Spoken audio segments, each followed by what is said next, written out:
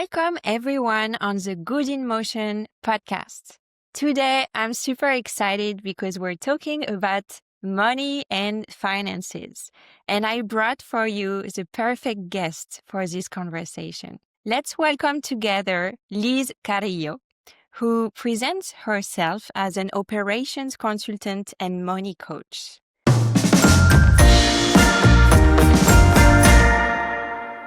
Welcome, Liz. How are you today? Thank you, Juliette. I'm doing fantastic. How about you? Thank you for having me. Yes, of course. I'm excited because when we chatted, I think last week, we both agreed that conversations around money are quite taboo and yet so necessary. So can I just ask you first if you, I don't know, grew up or if your own experience led you to become a money coach? Did you have struggle with money and finances yourself, or was it more the contrary and maybe you were, I don't know, educated with so many rules around finances? What happened that led you here today? Yes. So, no, I did not grow up learning about money. Money Okay. wasn't something that we talked at home. And in a way, it was a taboo topic, right? And so we experienced a lot of financial hardships growing up. I grew up in Mexico and I moved to the US in 2000, at the age of 16. I can't remember the year right now, 2004, I think it was. Okay. And for me, I didn't really have any knowledge of how to handle my own money. And that was something that I realized when I graduated college. Because after I graduated, I found myself in over $20,000 in debt. Some of that was from student loans. And I knew that a couple months after graduation, I needed to start making payments on those loans and I didn't know how I was going to make it. I was working two part-time gigs. I wasn't even working a full-time job, so I didn't have a consistent or a good income. And I had been very avoidant with my money until then. I was avoidant. I think I was waiting on others to come and resolve this issue for me. And when I realized that no one was going to come to save me, that's when I said, okay. And I sat down and I figured out how much money I was actually in debt because I didn't know that it was over $20,000. Yeah. And I did. And then I created a plan for how I was going to make that first student loan payment. And I started to learn more about personal finance. And I created a plan and I said, okay, I am going to get out of debt. And I did. But no one taught me anything about personal finance. It was something that I had to learn on my own. And how did you teach yourself to make that plan? Yes. So I Googled a lot of things.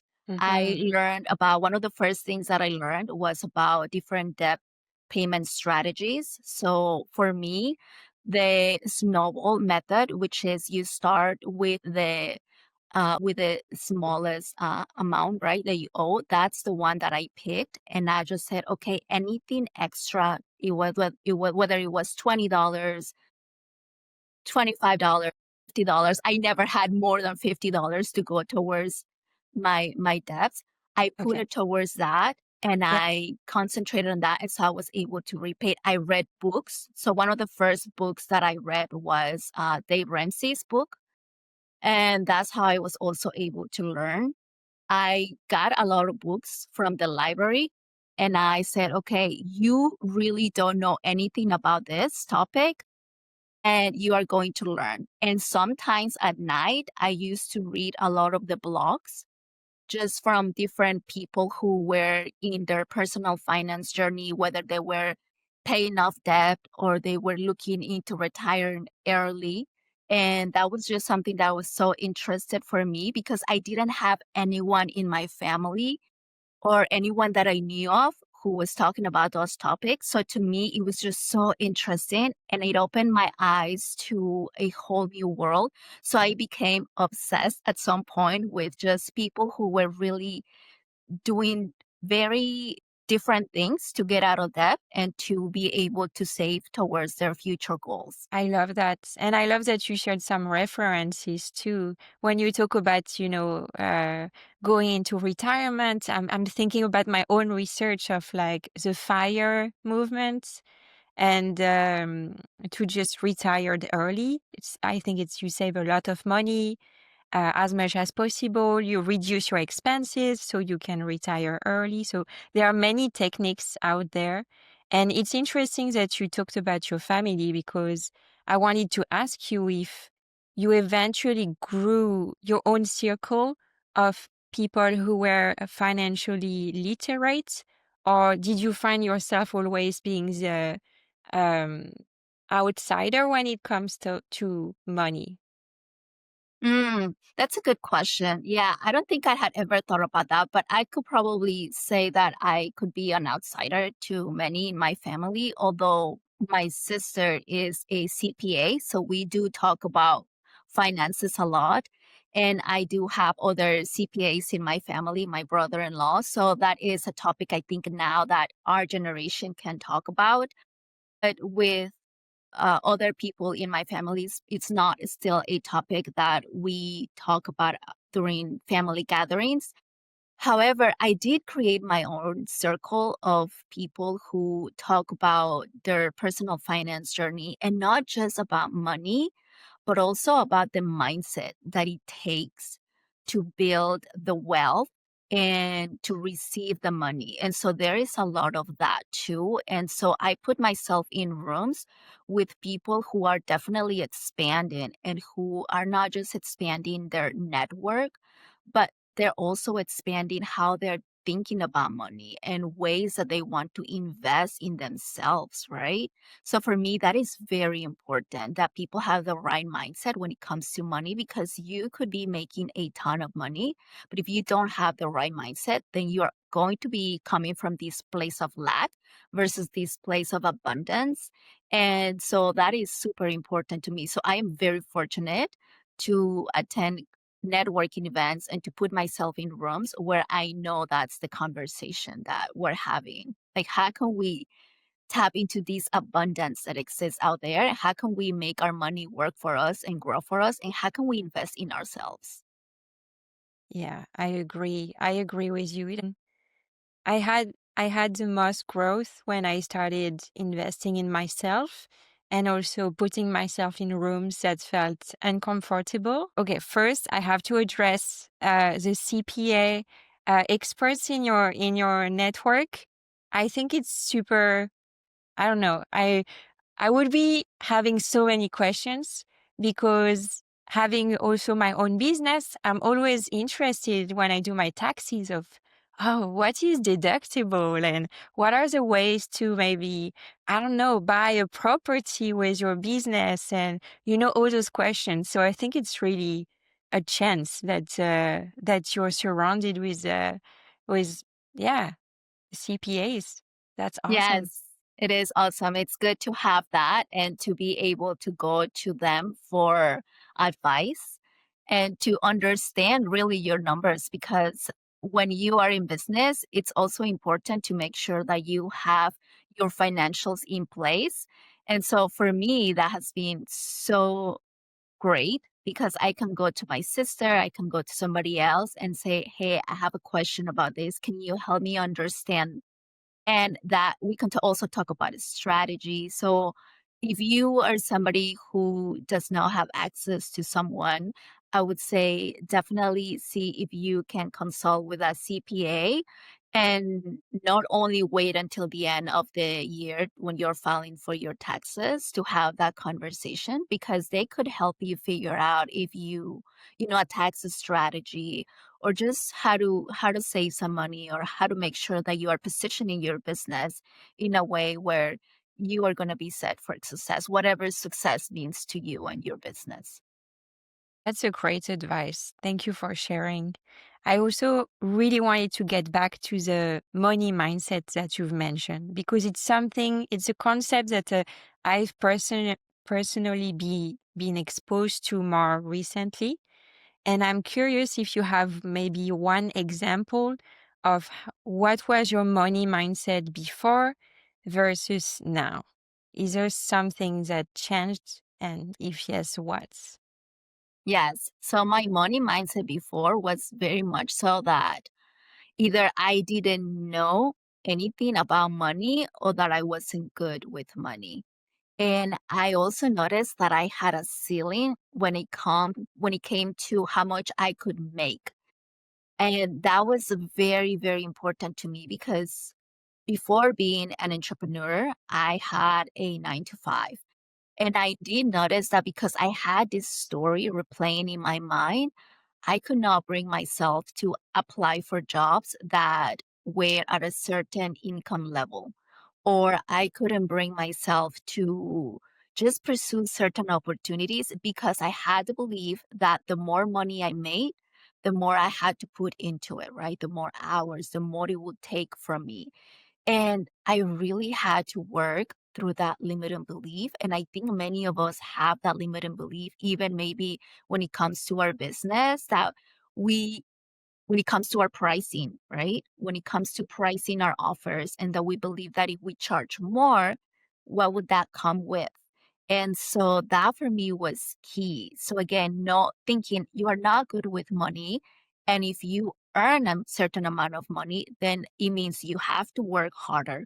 You have to do all these different things. And everything inside of me said, oh, I don't want that. And so I could not bring myself to apply for those jobs. And I became very, very aware of that. And so one of the things that I did was I wrote down every single thought that I had to see what was coming up, to become aware of those really unconscious beliefs. And that really helped me. But there's so many different things sometimes that I am not still aware about money. And that is a practice that I take, like write it down. Or when you put yourself in a situation that is uncomfortable and you see yourself responding in a way that you may find interested in, say, okay, interesting. I didn't think I was going to respond in that way or react in that way. Take some time to really dive deep because that might be something about your mindset saying you don't know anything about money or whatever story you have. That sounds like a powerful exercise. It's really pausing and journaling about how you feel. Is that correct? Yes. And I think that's not just when it comes to mindset, but having a feedback loop or a feedback mechanism, even when it comes to you reviewing your monthly finances, I think many of us don't take the time to step back and reflect on our money and whether whatever we spend is actually aligned with what matters to us. And so I invite people to take just 5 to 10 minutes at the end of each month to look at their numbers and say, these spending, how is this aligned or how is this helping me get to my goals or how does it even make me feel? Because if you look at something and you say, oh my gosh, I don't even use this that I bought, that might be something that is misaligned. And so now you know, and for the future, then you can become more aware when you are making another purchase. But I think it is so important to have a feedback mechanism where you can actually pause, reflect, and that is going to help you as you move forward with certain financial decisions. I like that. Yeah, I really like that. And I'm also thinking if you do buy something that makes you happy, then it gives you that feedback loop, gives you a second occasion to celebrate and be happy about how you spend your money. That's awesome. Absolutely. And Absolutely. is a money mindset something you help your clients with? We touch briefly on money mindset because it's something that I hear from women when Yeah. I work with them. And here's the thing I always say, you can have this strategy, I can give you the plan, but if you're not ready, you're not going to execute on it. So that's why we talk about your money story, which is so powerful, right? Those early experiences that you had with money And we talk about what are some of those beliefs that you have around money. And one of the ones that I often hear is that I'm not good with money. And so we worked and towards can we make sure that you can have a better relationship with money, one that feels authentic to who you are and one that feels supportive too. That's amazing. I learned a lot of new concepts today in this conversation because we talk about money mindset, your money story, and there's another term that you use on your website that I wanted to ask you about, which is so you recently hosted a money clarity workshop, and you talk about a personal money map. What is it? Yes. So one of the words that I try not to use when I'm talking to people is the B word. The B word being budget. So Ah, budget, yes, for so many people, they have a negative connotation when it comes to budgeting, right? There is the myth that budgeting is restrictive and often a form of punishment because of the financial decisions that you made. And I am here to tell you that budgeting is not and does not have to be restrictive. And if it is, and if that's the way you've seen it, it's probably because there is a lot of propaganda out there that tells people you have to have a budget and it needs to be a certain way. And so for me, it is important that people understand that a budget is not supposed to be that. It's you telling your money how you're going to use it and you are prioritizing what matters to you. And so a money map or a personalized money map is that is a plan for your money. It's where you are telling every single cent or dollar that comes in where it is going. You're assigning it a job, right? And whether that job is you're going to pay my rent, you're going to pay utilities, or you are paying for me to for dining out, whatever it is, you are the one who is has a plan. And so you are mapping out all of your expenses. And with that, you have a plan for your money. So that is why I like to use much more empowering language when it comes to budgeting. And if is confusing, it's essentially a budget. okay. Well, thank you for explaining this. And I really believe in the power of words. So even when I do on Sundays, what people say a brain dump, I just can't go with this word. So I call it a brain download.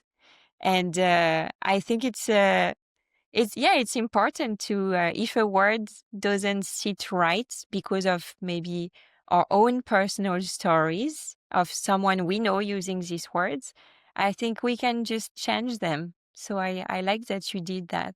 Yeah.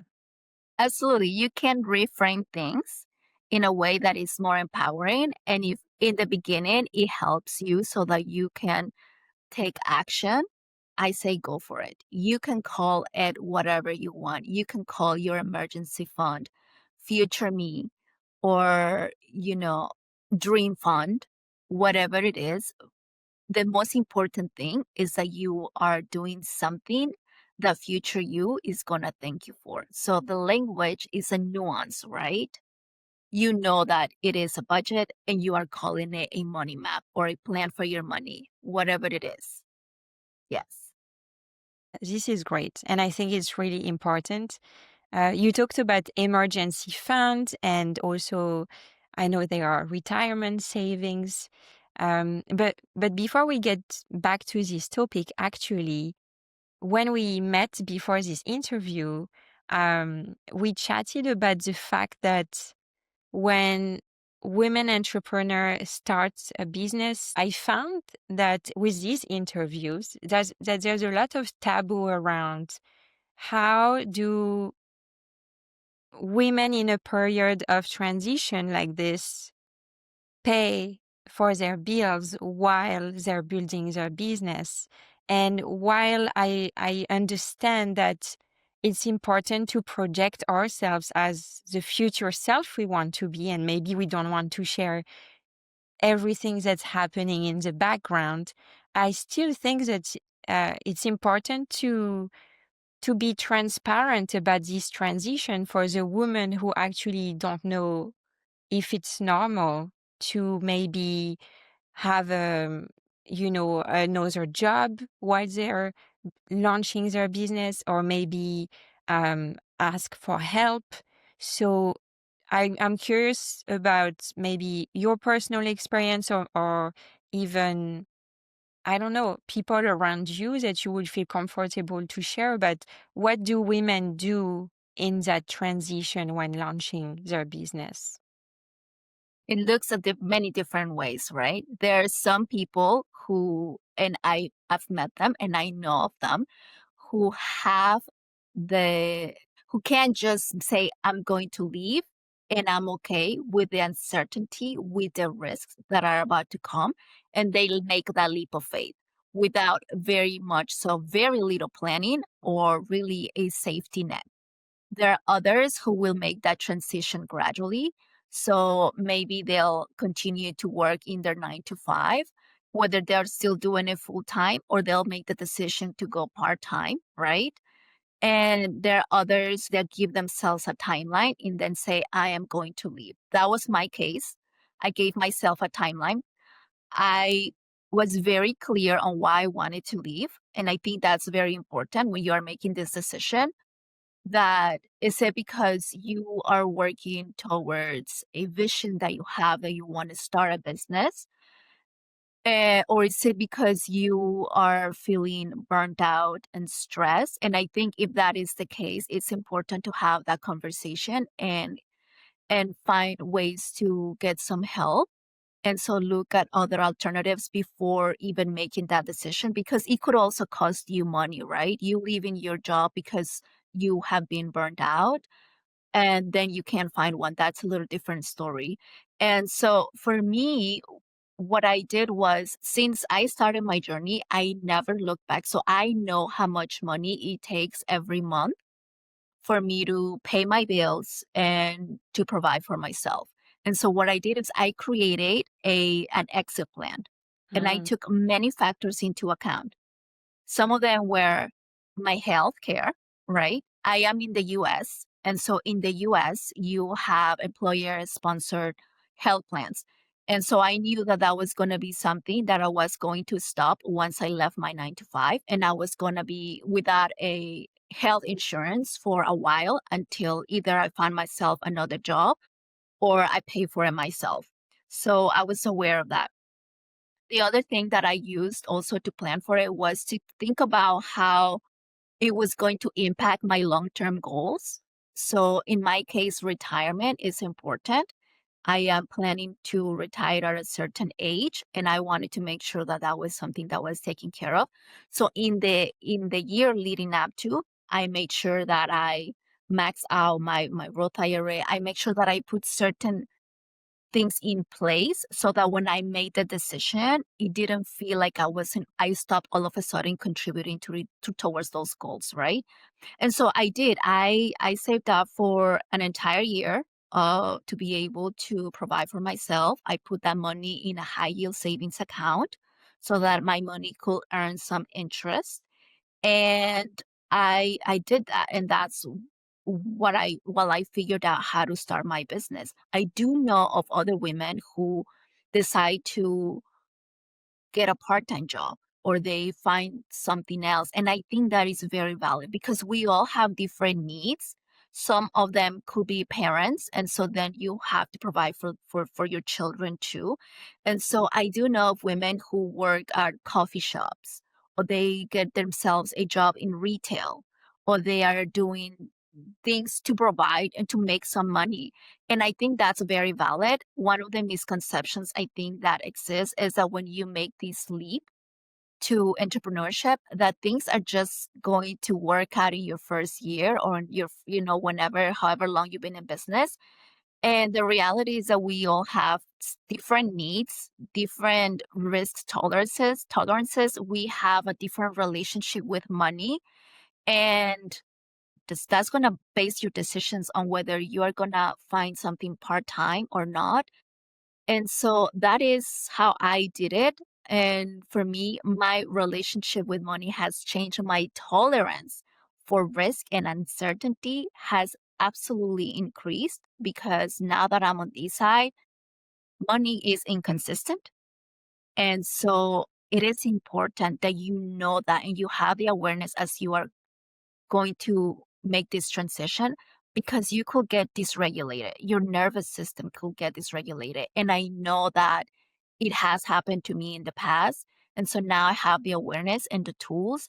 And so that is one of the things I think that people also need to take into account when they're thinking about their transition. What is my relationship with risk, with uncertainty, my relationship with debt in case I need to leverage debt and not make a decision that is rushed. Although, like I said, I've met women who have made that decision and it works for them, but it's a very personal finance is personal for a reason. So you got to know yourself. I love that. And this last sentence is even more powerful. I love that you emphasize our needs. If there is only one lesson I got from my parents about money, and there are more than that, but it was save for your retirement. That I can hear my dad saying this over and over again. And even now that he is not with me anymore, it's uh, it's even more important because I feel like taking care of my retirement, it's honoring his memory. So it's something that's definitely front and center on my mind. Yeah, Yeah, that is beautiful. And that is the goal for many of us, right? To be able to provide for ourselves during retirement. And we want to have a life that is comfortable, a lifestyle that is still allows us to prioritize the things that are important to us. And so, absolutely, that is one thing that we need to take into account when we're making these decisions. absolutely. Thank you for sharing everything. I felt it was a reality check of when you start a business, it's not at all to discourage anyone. It's more about I felt that entrepreneurship is often glamorized.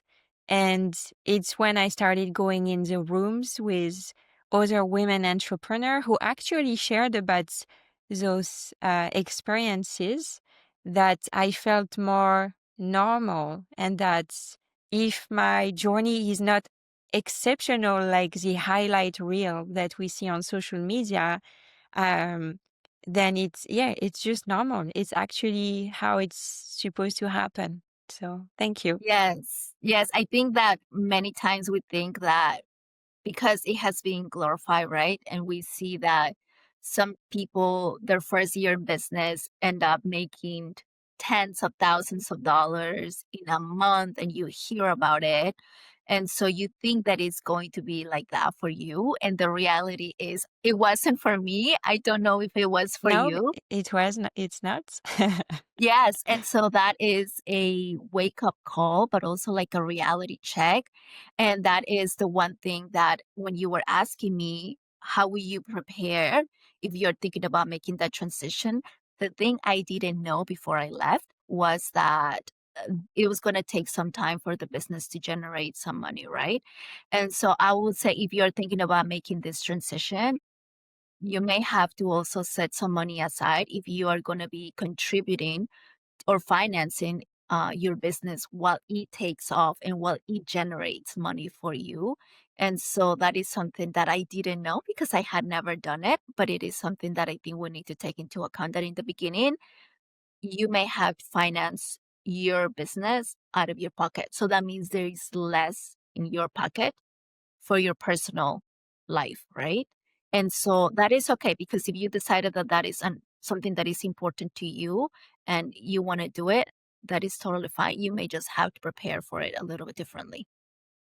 Yeah, I agree. And a saying I've heard once that I come back to very often is if you could have everything you dream of, but it takes 40 years, which sounds so long when we're used to the overnight successes in the media. Would you still do it? And my answer is Yeah, everything I want will happen in like, even if it takes 40 years. Of course, I'll start today. Perfect. And I feel that it's more likely that it's going to take less time than 40 years. But it makes me feel more okay with the timeline. Yes, absolutely. I was having a conversation with someone recently, and this is me, and I'm sure this happens to other women entrepreneurs. And I was comparing my journey with other people's journeys, right? In entrepreneurship. And As we she, all do. as we all do, and she Yes. said something that just really landed for me. And that was, imagine that you are in first grade and you are comparing yourself to somebody who is in seventh grade or 12th grade. They've already gone through elementary school, middle school, and they're in high school right now. And that was just such a good analogy for me because I said, well, yeah. I mean, I'm learning how to read right now. I'm learning the vowels. I'm learning all these basics. I'm setting the foundation, right? And I think that for me was so powerful that slow down. It's okay. Enjoy the journey. You are going to get to 12th grade if you want to get to 12th grade. You can even go to college, get your master's, whatever it is. But like you said, would you do it if you knew it was going to take you 40 years? Well, would you do it if you knew it was going to take you this long and you are just in first grade right now or second grade? And that just gave me such a new perspective for how to look at my journey because I had a tendency to compare where I was. And I said, you know what? Absolutely. I'm going to embrace and I'm going to have fun too. I want to enjoy my recess. I want to enjoy making all these different connections, right? And I think that sometimes we're rushing to get somewhere and we might get there and it might take a little bit longer and that's okay. Move at your own different pace. And I want to honor my own pace and my own pace may look different from others. And I also want to add, we might get there, or we will get there, and we will celebrate for maybe 6 minutes or six days, and then we'll have a bigger goal. So Yes. yeah, And that's the one thing I would say also when I talked earlier about having a feedback mechanism when it comes to your finances. Have a feedback loop when it comes to you achieving certain things in your business, whether that is a milestone or a goal. And you mentioned earlier the workshop that I had. And so I took some time to reflect on the lessons and some of the things that I knew I wanted to change in future workshops. And I think that is very important because as I was working on that reflection, I wanted to write down things on how to make things better, on how to improve it. But before I did that, I made sure that I took some time to celebrate some of the wins. And I'm not talking about how many people showed up and all of that. I'm talking about how I showed up for myself and I celebrated that. And I wrote down pages of why I was celebrating. And I also wrote down pages of things that I knew I wanted to change. And I didn't write it from a place of because you didn't do it well. I wrote it from a place of because I want to serve others differently and better. And I think that is important. And we often don't do that as entrepreneurs. Take some time to celebrate. And I want to invite others to have to that pause and celebrate whatever that looks like because I have gone most of my adult life not celebrating and apologizing for taking long or for what I thought that I didn't do something right. And I don't want to do that anymore. And so I will absolutely invite everybody to take a moment to do that. well, we're celebrating you for this workshop. So Thank you. congratulations. Thank How do you. you celebrate? It looks very differently. So it could be anything from taking myself to my favorite coffee shop, or it could be that I already had a trip coming up, like I did when we went to Arizona. So I did take some time to celebrate, just do things that I really enjoy. And they don't have to take money. Like for me, I enjoy going for on hikes. So I took myself on multiple hikes, but just even just acknowledge it. Acknowledge that you reach one of your milestone or something that was on your list. And it could look very differently. It could be like having dinner with one of your loved ones, or just taking some time to rest and take a nap or watch TV, whatever that looks like for you. Yeah, thank you for these examples because I've been often struggling to find ways to celebrate that don't involve money or food. And actually, one I've been doing is from just going to Tony Robbins conferences. What they teach you there is just to tap yourself on the back. And it's something I do. And it feels silly, but it's like, I don't really want to celebrate any other way right now. So I'm just going to tap myself on the back and it feels good. Yes. I love that. I love that. There is one question I want to selfishly ask you. What is a big dream you have around money or finances? I'm not talking specifically about a number, but maybe what you can achieve with that money. So I feel that sometimes we don't dream big enough. But the one dream I have right now, and I give it a 10-year loose timeline, is to. So I live in Toronto, as you know, and I want to own a house in Toronto and also a house in the southwest of France, near the ocean. And I would like to spend 8 months living in Canada and 2 times 2 months in France. So I can spend time with my family.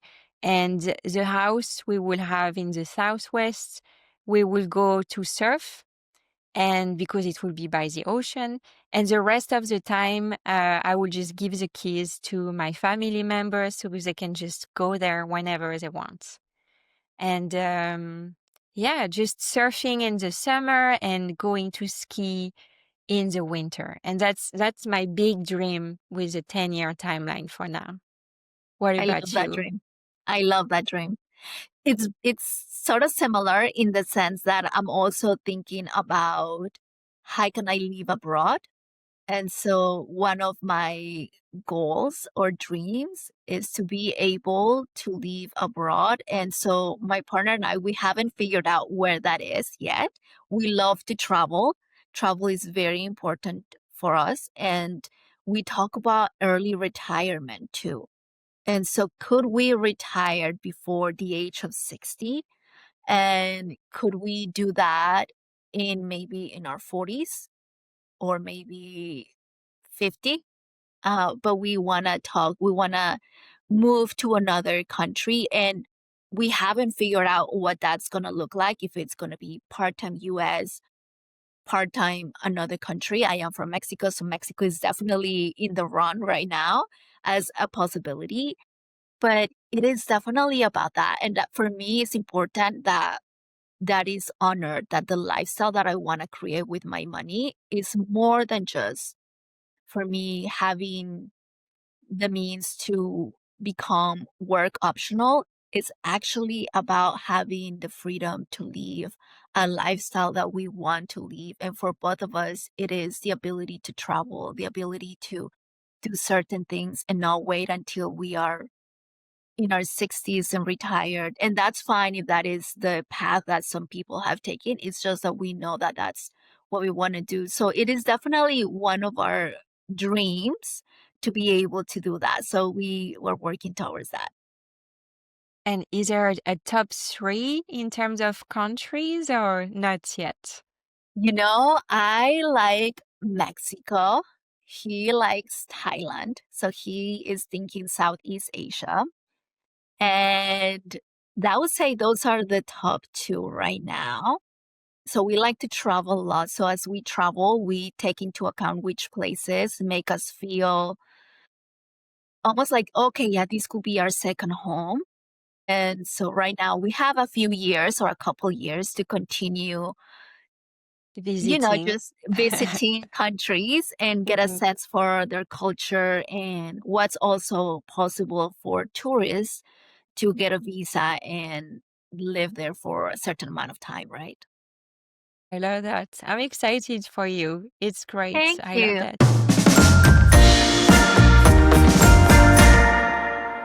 Well, now it's time to move to our segment, the spin the wheel of life. Okay, let's go.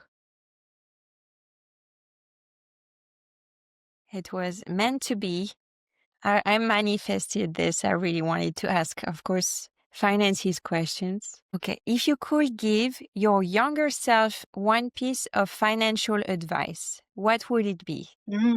It's a great question. One piece of financial advice is start by tracking your spending. And that simple scale, that simple habit is going to lead you to so much clarity and peace of mind because you know where your money is going.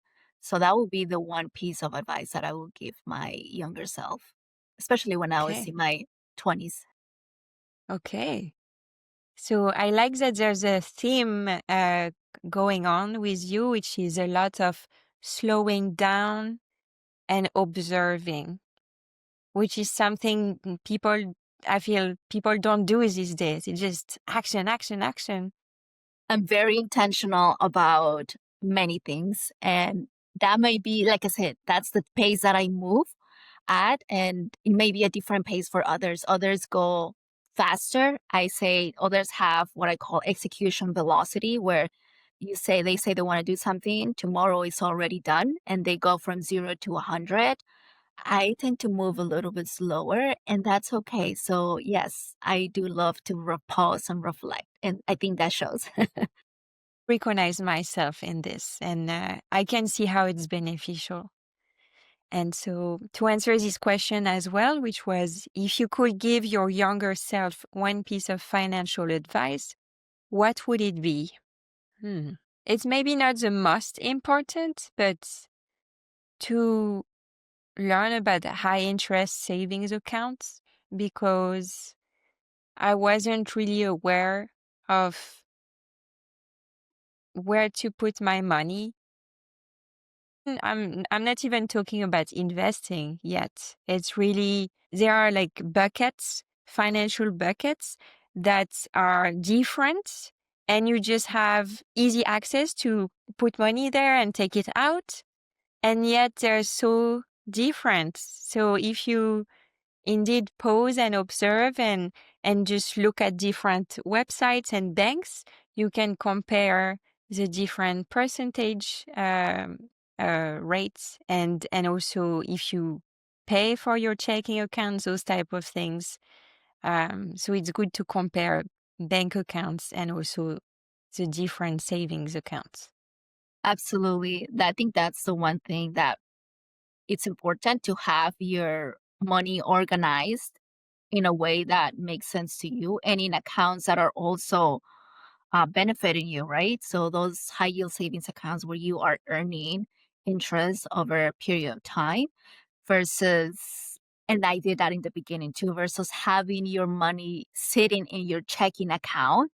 And it's not just that it's true, it's not earning any interest. It's also that it is has easy access. So if you don't have the discipline, it's easy to see the money and to wanna just take some from your whatever it is that you were saving that money for. And so that is very important to learn more about the different ways to organize your money and what are the benefits of each account for sure. Yeah. And just a reminder for everyone listening that this is a lot.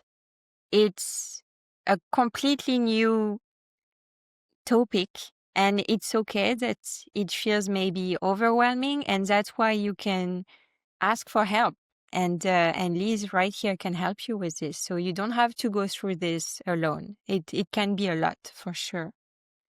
And avoiding is not the solution, because then it just wakes you up one day and you have to deal with probably more than you would have if you started earlier. So open your checking accounts and take a look at your credit card bills after this episode.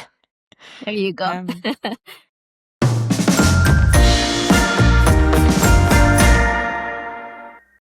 So we just had the time for this one question for the Wheel of Life, because it's important that to me that we learn about where we can find you online or contact you, and also if you have anything going on that you would like to share with the audience today.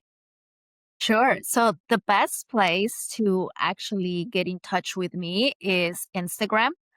I am at lizcarrillo.co, and that's where you can get in touch with me. I love connecting with people via DMs. I am that type of person that is sending people voice notes and messages.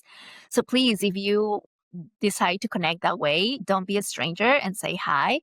And if you want to connect via email, you can find me at liz@buenabatconsulting.com. If you are interested in learning more about money management, and if you want to have a better relationship with money and one that is supportive, then feel free to reach out to me. I am working on putting some other workshops in the future. I also do work one-on-one with clients. And that's it for right now. I would love to hear from people. Yes, I love to hear what it is that is in their mind when it comes to money, but also just get to know them. And if you are a business owner, I also love to know what's in your heart and what's your mission and vision for your business. Yeah, I agree with you, Liz. And I think even, this conversation about our biggest dreams, it's just starting to talk about it. It's almost putting it in the universe. I like to say that, and just speaking out loud what we want.